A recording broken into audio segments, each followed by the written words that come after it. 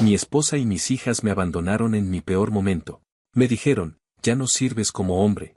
Pero ahora que reconstruí mi vida y me sobra el dinero, quieren arreglar las cosas. Han pasado 10 años desde que mi vida se vino abajo, y todavía me cuesta entender cómo llegué hasta aquí. Me llamo Christian, tengo 51 años, y aunque hoy puedo decir que vivo tranquilo, hubo un tiempo en el que me costaba levantarme de la cama, un tiempo en el que creí que mi vida ya no tenía sentido. Todo comenzó mucho antes de perderlo todo. A los 24 años conocí a Gisela. Ella tenía 21. Trabajaba en una tienda de ropa, y yo era chofer de una pequeña empresa de transportes. No era un hombre rico, pero siempre tuve claro que quería formar una familia y ofrecerles una vida digna. Desde que la conocí, sentí que ella era diferente, sonriente, dulce, con ese tipo de energía que te hace pensar que todo va a salir bien. Me enamoré rápido, y a los 2 años nos casamos. Fueron años buenos. No nos sobraba nada, pero tampoco nos faltaba. Vivíamos en una casa pequeña, pero llena de vida. Cuando nació nuestra primera hija, Emma, sentí que el mundo se detenía. Sostenerla en brazos fue el momento más importante de mi vida. 3 años después llegó Emilia, y aunque el dinero apenas alcanzaba, sentía que lo tenía todo. Trabajaba muchas horas como taxista, a veces más de 12 al día. Mi cuerpo estaba cansado, pero no me importaba. Cada día que llegaba a casa y veía a mis hijas correr hacia mí, gritando «Papá», todo valía la pena. Gisela solía esperarme con la cena servida y una sonrisa. Era una mujer hermosa, y aunque a veces discutíamos por cosas pequeñas, nunca imaginé que algún día podría hacerme daño. Durante años fui el único proveedor.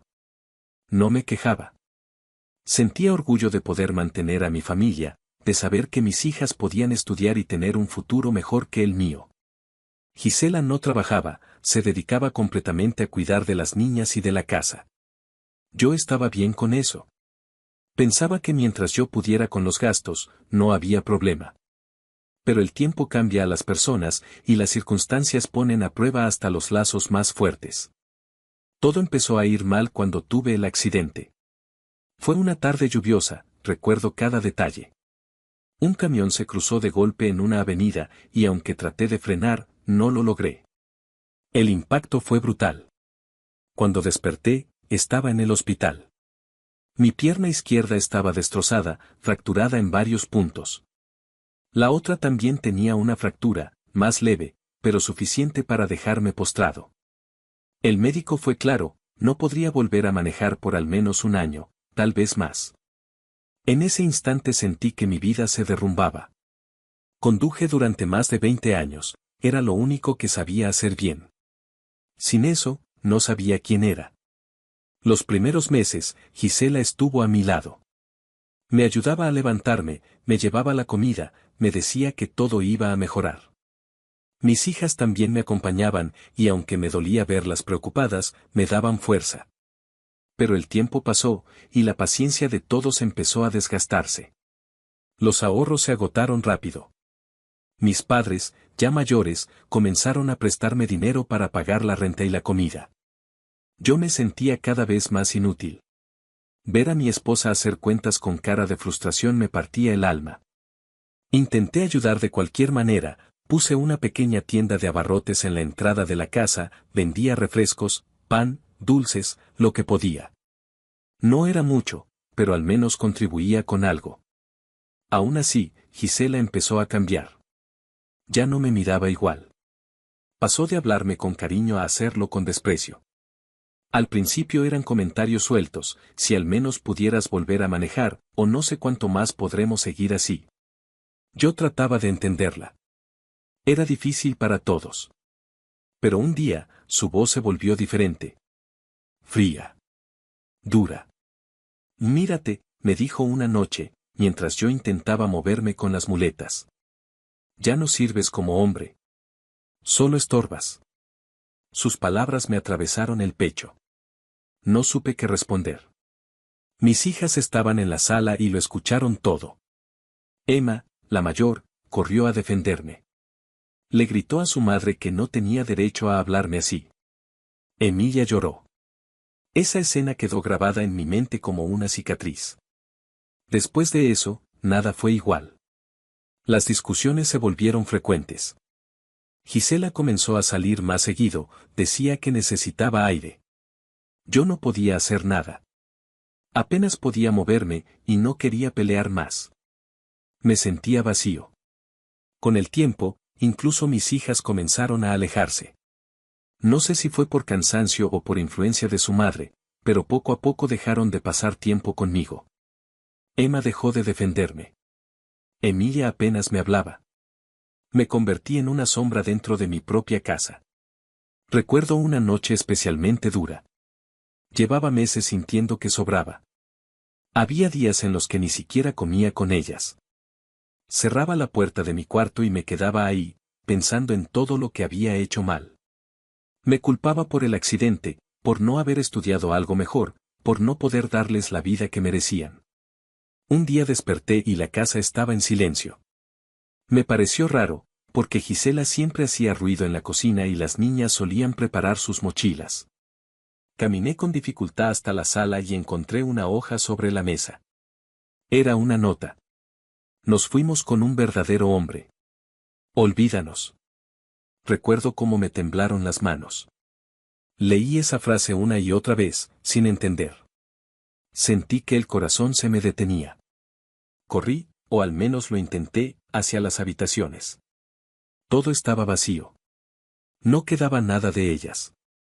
Ni ropa, ni fotos, ni un recuerdo. Llamé a todos los números que tenía, a los familiares de Gisela, a sus amigas, a mis suegros. Nadie sabía nada. O eso decían. Durante días no dormí. Caminaba cojeando por la casa, mirando las paredes, buscando cualquier rastro.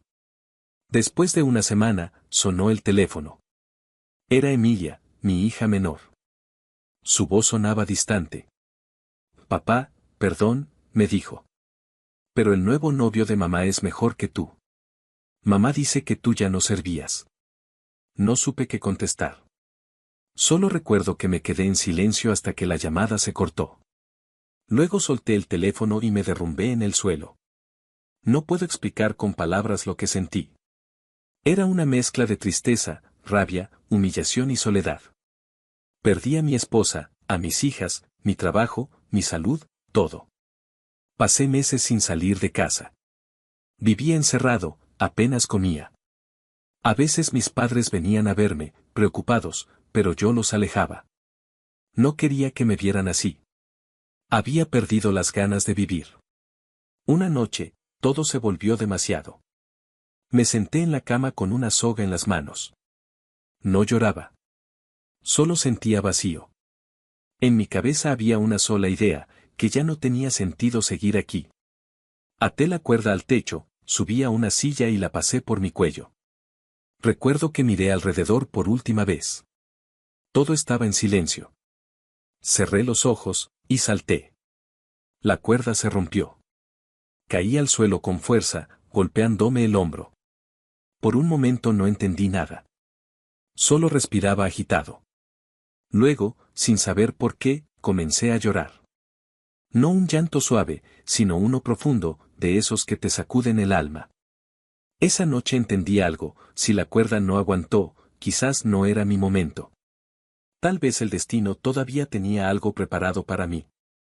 Fue el punto más bajo de mi vida, pero también el comienzo de algo nuevo. Pasaron semanas antes de que pudiera levantarme con un propósito. Pero dentro de mí algo cambió. Me di cuenta de que nadie iba a salvarme, que si quería salir adelante debía hacerlo solo. Y aunque dolía, debía aceptar que mi esposa y mis hijas ya no formaban parte de mi vida. No fue fácil. Pero esa noche, en medio de las lágrimas y el dolor, hice una promesa, que algún día volvería a estar bien, aunque nadie creyera en mí. Al principio no tenía fuerzas para nada. Mi cuerpo seguía débil, y mi mente todavía más. Pero comencé con pequeños pasos. Empecé levantándome temprano, aunque no tuviera nada que hacer. Me sentaba frente a la ventana, miraba el amanecer y trataba de convencerme de que todavía quedaban oportunidades. Con el tiempo, empecé a vender cosas que tenía guardadas, platos, tazas, utensilios, ropa que ya no usaba. No era por negocio, sino para obtener un poco de dinero. Pero un día, al vender un par de zapatos que no usaba, me di cuenta de algo: la gente siempre necesita algo, incluso cosas pequeñas. Y si yo lograba ofrecerlo al precio correcto, podría salir adelante. Comencé a visitar supermercados y tiendas grandes, buscando ofertas. Compraba artículos rebajados, paquetes de cubiertos, platos, vasos, calcetines, camisetas, herramientas pequeñas. Todo lo que veía con potencial. Luego, los revendía un poco más caros, puerta por puerta o a conocidos. No ganaba mucho, pero me mantenía ocupado y sentía que mi vida volvía a moverse. Con el tiempo, empecé a entender el mercado. Anotaba qué productos se vendían más rápido, cuáles dejaban mejor ganancia. Descubrí que los artículos de cocina siempre se vendían bien: platos, ollas, cucharas, vasos, sartenes. La gente siempre los necesita, sin importar la época. Decidí concentrarme en eso. Busqué proveedores locales, luego regionales, y poco a poco fui consiguiendo mejores precios. Aprendí a negociar, a comprar en volumen, a analizar los costos de transporte. Ya no era un simple revendedor, sino alguien que entendía cómo funcionaba el negocio. Mi salud también mejoró. La pierna que estuvo destrozada nunca volvió a ser la misma, pero con fisioterapia, esfuerzo y paciencia, logré caminar sin ayuda. Hoy en día todavía uso bastón, pero puedo moverme por mi cuenta. Esa simple independencia significó mucho para mí. Pasaron los años, y mi pequeña reventa se convirtió en un negocio mayorista.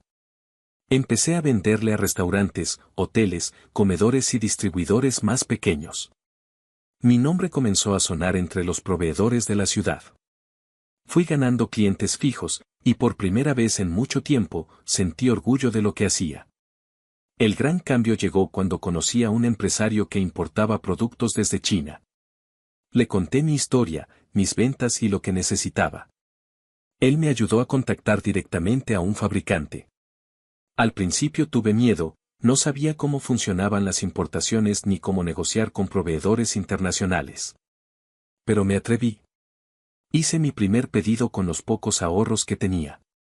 Cuando los productos llegaron, y vi la calidad y el margen de ganancia, supe que había encontrado mi camino. En menos de 3 años, me convertí en un distribuidor mayorista reconocido. Tenía almacenes, empleados y rutas de entrega. Yo mismo gestionaba los pedidos y mantenía contacto directo con mis clientes.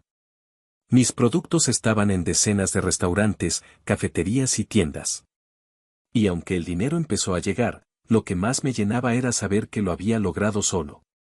Sin nadie que me dijera no puedes, sin depender de nadie. Fue en esa etapa cuando conocí a Dinora. Ella era una de mis clientas.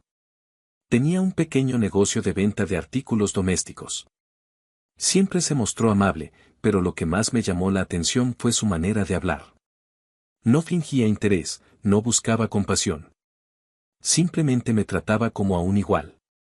Con el tiempo comenzamos a salir, y poco a poco se convirtió en mi compañera, en todos los sentidos.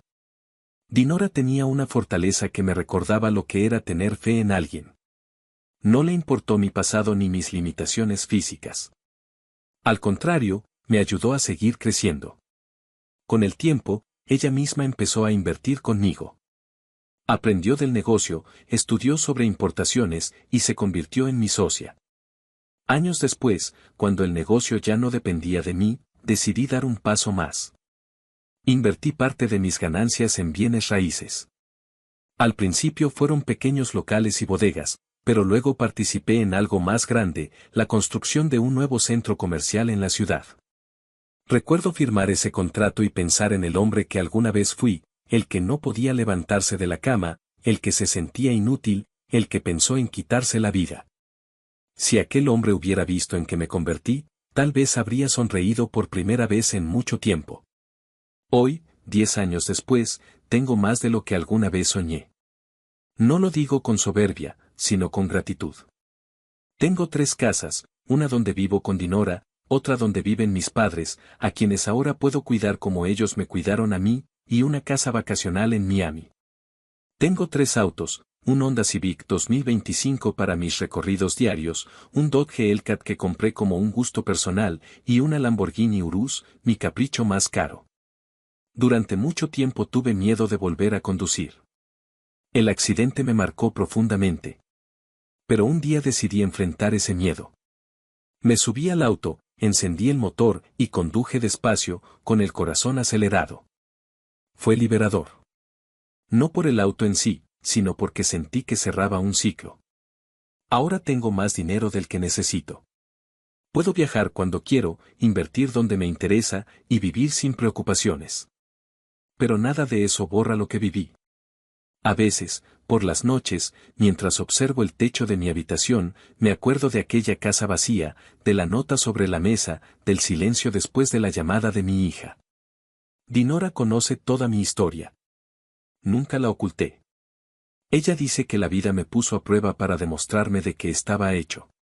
Yo solo sé que sin ella y sin mis padres, tal vez no habría llegado tan lejos. Pero incluso con todo eso, nunca esperé lo que estaba por venir. Hace unas semanas, mientras revisaba mis correos y mensajes, vi una notificación en el teléfono. Era un mensaje de un número desconocido. Lo abrí sin pensar mucho, y me quedé paralizado. Decía: Hola, papi. Sé que ha pasado tiempo, pero quiero verte. Te extraño. Era Emma. Mi hija mayor. La misma que hace 10 años me dio la espalda, la que se fue con su madre sin mirar atrás. Al leer su mensaje, una mezcla de emociones me invadió. Alegría, miedo, confusión. No sabía si responder o simplemente borrar el mensaje y seguir con mi vida. Parte de mí quería abrazarla, saber cómo estaba, escuchar su voz. Pero otra parte me recordaba todo el dolor que había pasado, todo lo que tuve que soportar solo. Me quedé mirando la pantalla durante minutos. Dinora notó mi expresión y me preguntó qué pasaba. Le mostré el mensaje. Ella no dijo nada, solo me tomó la mano. En ese momento sentí algo que no sabría describir. No era rencor, pero tampoco perdón. Era como si mi corazón dudara entre abrirse o protegerse. Pasé toda la noche pensando. Recordé la voz de Emma de niña, cuando corría hacia mí gritando «papá». Recordé sus dibujos, los abrazos antes de dormir, las tardes en el parque. Pero también recordé sus palabras antes de irse, el silencio que dejó, los años de ausencia. 10 años son mucho tiempo. Ella ahora debe tener 25. Una mujer hecha y derecha. Y, aún así, sigue siendo mi hija. Pensé en Emilia también. Si Emma me escribió, tal vez ella también está viva, bien, con su madre. ¿Seguirán con el mismo hombre? ¿Habrán formado su propia familia? No lo sé. Lo único que sé es que después de todo este tiempo, su mensaje removió algo dentro de mí que creí enterrado. No sé si quiero volver a abrir esa puerta, ni si sería capaz de mirar a Gisela a los ojos después de todo lo que hizo. Pero mientras escribo esto, todavía tengo ese mensaje en el teléfono. No lo borré. Tampoco he respondido. No por orgullo, sino porque no sé cómo hacerlo. ¿Cómo se responde a alguien que te abandonó cuando más la necesitabas y ahora vuelve cuando tu vida está completa? Actualización. Han pasado algunas semanas desde que recibí aquel mensaje de Emma. Aún no le había respondido, y aunque cada día pensaba en hacerlo, algo dentro de mí me detenía. Quizás era miedo. Quizás era orgullo. O tal vez simplemente ya no quedaba nada que decir. Una tarde, mientras revisaba unos documentos en mi oficina, sonó el teléfono. Contesté sin mirar el número. Hola. Dije. La voz al otro lado me paralizó. Hola, Christian, era ella, Gisela. Sé que quizás no quieras hablar conmigo, pero te pido que me escuches solo un momento. No dije nada. Cerré los ojos y apreté el puño. Me he acercado más a Dios, continuó ella. Y creo que te debo una disculpa. He pensado mucho en lo que hice, y quiero dártela en persona. Nuestras hijas también quieren verte. Quieren saber cómo estás. Hubo un largo silencio. Sentí que el aire se volvía pesado, como si el pasado entero se me viniera encima. 10 años de silencio, 10 años de dolor, 10 años de soledad. Y ahora me hablaba con esa voz suave, como si todo pudiera arreglarse con una disculpa. Respiré hondo. Lo siento, Gisela, dije con voz firme, pero yo no doy segundas oportunidades. Y colgué. Me quedé mirando el teléfono durante un rato. Sentí una extraña mezcla de alivio y rabia. Era como si una parte de mí hubiera estado esperando ese momento para cerrar el círculo. No necesitaba más. O al menos eso creí. Pasaron los días. Todo parecía volver a la normalidad. Dinora notaba que estaba más callado, pero no me insistía.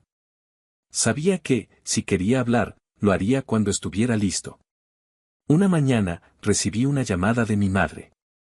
Su voz sonaba temblorosa. Cristian, hijo, ven a la casa. Por favor. Es importante. Sentí un mal presentimiento. Tomé las llaves del auto y conduje hacia allá. Cuando llegué, vi el coche de mis padres estacionado afuera y otro auto viejo junto al portón. Al entrar, los vi. Emma y Emilia estaban ahí, sentadas en el sofá. No las veía desde hacía una década. Me quedé quieto, observándolas. Habían crecido. Emma ya era una mujer hecha, y Emilia, que en mi memoria seguía siendo una niña, ahora tenía el rostro de una adulta joven. Pero lo más notorio era su expresión, mezcla de culpa y vergüenza. No pude decir nada. Hasta que escuché una voz detrás de ellas. Hola, Cristian. Gisela. Mi corazón se endureció. Ahí estaba, parada frente a mí, más envejecida, con el rostro cansado, la mirada apagada. Ya no era la mujer que recordaba. Por unos segundos, nadie habló. El silencio pesaba tanto que podía cortarse. Emma fue la primera en romperlo. Papá, dijo con voz débil. Venimos a pedirte perdón. Emilia bajó la mirada, las lágrimas le resbalaban por las mejillas. Lo sentimos mucho, murmuró. No sabíamos todo lo que pasaste, no entendíamos. Yo solo las miraba. No sentía compasión. No sentía tristeza. Solo un vacío helado. Gisela dio un paso al frente. Cristian, sé que no tengo derecho a nada, dijo, pero he pasado años arrepintiéndome. Me equivoqué, te lastimé, y no hay día que no piense en eso. Sus palabras rebotaban en mí como si nada. ¿Y ahora quieren que todo se arregle con unas lágrimas? Dije, alzando la voz. Mis padres me miraban desde la cocina, asustados. Emma intentó acercarse, pero levanté la mano. No, dije con firmeza. No se acerquen. Los miré uno por uno. ¿Dónde estaban cuando más las necesitaba? ¿Dónde estaban cuando no podía moverme, cuando tenía hambre, cuando pensaba en morir? Mi voz temblaba, no de tristeza, sino de furia contenida. ¿Dónde estaban cuando su madre me llamó inservible? ¿Cuándo ustedes mismas me dijeron que el nuevo hombre era mejor? Ninguna respondió. ¿Saben qué se siente que tus propias hijas te digan que ya no sirves? Continué.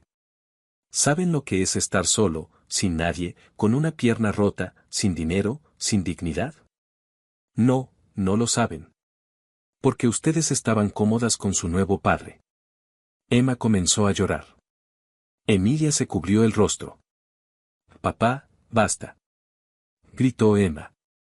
No sabes lo que fue vivir con mamá y ese hombre. Nos arrepentimos, te lo juramos.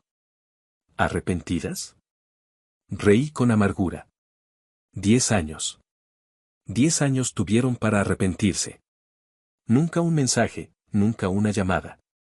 Y ahora que tengo dinero, ahora sí se acuerdan de mí. Emilia intentó hablar, pero Gisela la interrumpió.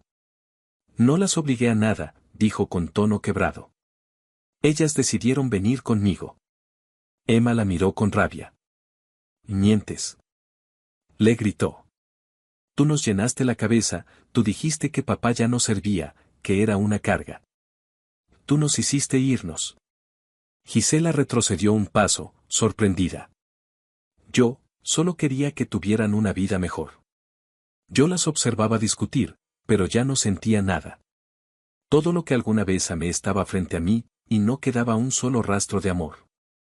Entonces Gisela se volvió hacia mí. Sus ojos se llenaron de lágrimas. Cristian, lo juro, te sigo amando. Nunca dejé de hacerlo. Todo lo que hice fue por miedo, por frustración. Pero te amo, y quiero volver contigo. Su voz temblaba. Dio un paso hacia mí, suplicante. Y en ese momento, sentí que el universo me devolvía las palabras exactas que un día me destruyeron. ¿Volver? Dije despacio, sin apartar la mirada. Mírate. Ya no sirves como mujer. Estás fea, vieja y acabada. Ella se llevó las manos al rostro, temblando. Ya tengo una verdadera mujer a mi lado, continué. Una que me respeta, me cuida y me valora. No necesito un simple bulto inservible como tú. Gisela rompió en llanto. Cayó de rodillas, sollozando. Emma intentó consolarla, pero yo no me moví. Entonces Emma me miró con desesperación. Papá, al menos ayúdanos. Estamos quebradas. No tenemos nada. Tú tienes de sobra, danos aunque sea un poco. La miré con frialdad. Deja de llamarme papá. Ya no soy tu padre. ¿Qué? Susurró Emilia, con la voz rota. Son igual que su madre, dije con calma, pero con el alma en llamas. No me importa si duermen en la calle. No me importa si no tienen que comer. Ustedes me abandonaron cuando más las necesitaba. Ahora, yo hago lo mismo. Emma comenzó a llorar desconsolada. Emilia, entre sollozos, se acercó corriendo y me abrazó con fuerza, aunque yo no respondí al abrazo. Papi, por favor, susurró entre lágrimas. Ten piedad. ¿Hay alguna forma de que podamos conseguir dinero, por favor? Tú tienes mucho, no te costaría nada. Me quedé quieto. Luego, lentamente, la separé de mí y la miré a los ojos. Sí, hay una forma, dije. Ambas me miraron, con esperanza. Haremos lo que sea, por favor, dijo Emma. La forma en la que pueden conseguir dinero, dije con voz firme, es la misma en la que yo conseguí todo lo mío. ¿Saben cuál es? Ellas negaron con la cabeza. Trabajando. El silencio llenó la habitación. Ahora, lárguense ya. Emma trató de decir algo, pero la detuve con la mirada. Fuera de mi vista, dije. Las tres salieron. Gisela caminaba encorvada, llorando, apoyada en sus hijas. Mis padres observaban desde la puerta, con tristeza. Pero yo no sentí nada. Cuando el portón se cerró, respiré hondo. No fue alegría. Tampoco venganza. Fue paz. Una paz fría, dura, pero real. Miré mis manos, temblaban. Había esperado 10 años para decir esas palabras, no por odio, sino por justicia. Salí al jardín y me senté en la banca de piedra. El sol comenzaba a ponerse, tiñendo el cielo de naranja. Cerré los ojos y pensé en todo lo que había vivido. A veces, la vida te arranca todo lo que amas para obligarte a reconstruirte desde cero. Y cuando por fin lo haces, cuando por fin te levantas, esas mismas personas vuelven, pero ya es tarde. Porque el amor, cuando se rompe de verdad, no vuelve a nacer. Esa tarde entendí que no siempre se gana perdonando. A veces, se gana dejando que el pasado se quede donde pertenece, en el pasado. Y por primera vez en 10 años, supe que había terminado.